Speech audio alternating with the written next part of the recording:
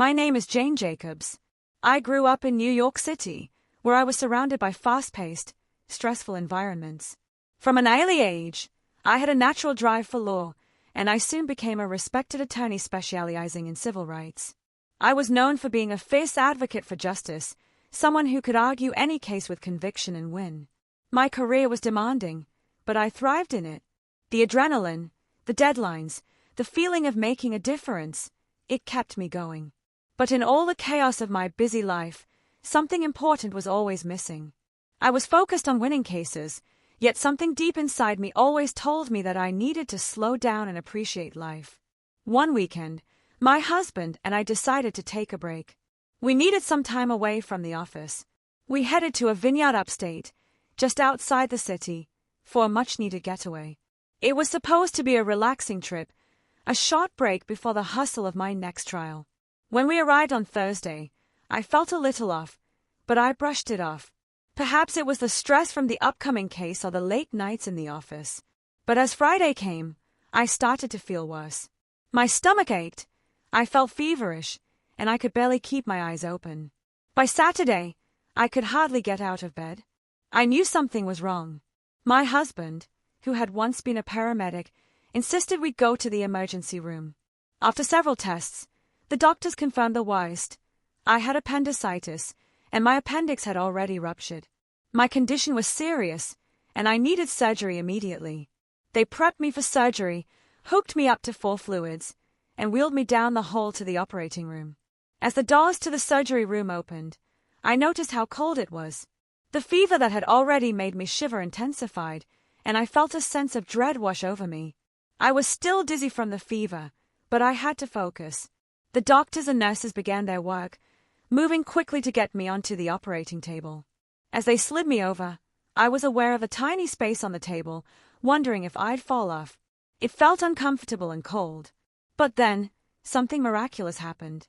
As I looked to my right, I saw him. Jesus. He stood there beside me, as real as any person could be. He was physically present, not a vision or a hallucination, but a real, living figure. The room seemed to dissipate around him. There were no other people in the room, just Jesus. I felt confused, disoriented. Was I dreaming? Did I die? I thought. I had heard of near-death experiences, where people describe seeing themselves floating above their bodies. But that didn't happen to me, so I knew I wasn't dead. But the situation was so surreal, so real, it was beyond comprehension. His presence was overwhelming. I could see every detail of him. His skin was darker than I expected, almost like an Arab man, with wavy brown hair and piercing greenish-blue eyes. His robe was white, glowing almost. But it wasn't just the appearance that struck me, it was the love that emanated from him. It radiated from his very being, and as our eyes locked, I could feel that love penetrate deep into my soul. I knew, without a doubt, that this was Jesus. He reached out his hand and said, "I want to answer your prayer." I was so confused. My prayer? What prayer? I didn't connect the dots immediately, but then it came back to me. As a child, I had often prayed to God, asking to see heaven. I remembered attending my grandfather's funeral as a little girl, watching the priest with his incense, talking about heaven being a place with no pain, no sadness, no tears. I had wished, in those quiet moments as a child, that I could see that place for myself. Now, here I was, standing before Jesus. Without thinking, I reached out and took his hand. The moment our hands touched, everything around me changed. Suddenly, I found myself standing on a hill. The air was warm, and everything was white, so white that it almost hurt to look at it. The grass beneath my feet was the greenest I had ever seen. Each blade of grass was so vivid and detailed that I could feel it beneath my feet. I could even count the blades. I looked around, trying to adjust to the blinding whiteness. As I focused, I noticed a brilliant light to my right. From that light, beams of glowing light began to emerge, almost like fluorescent tubes, but smaller and smoother. They floated by me, shimmering in the white space. I was in awe, but still, I couldn't comprehend it all. The light seemed to hum with a soft, melodic buzzing sound as it moved through me. It felt warm, much warmer than the cold I had felt on the operating table. A sense of peace and calm washed over me. It was as if the heaviness of life was lifting away, and all that remained was pure serenity. And then, the white fog around me began to pull away. It was as though a curtain was being drawn aside, and in the distance, I saw a beautiful city. The rooftops were golden, and I could make out spires and domes rising into the sky. There was a golden dome, larger than the rest, and smaller domes scattered across the city. The city stretched out over miles, and beyond it, I saw a mountain covered in perfectly shaped pine trees. The sky above was filled with the most stunning sunset I had ever witnessed.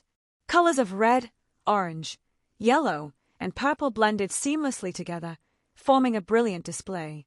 As I marveled at the scene, I saw the glowing light beams reach the mountain.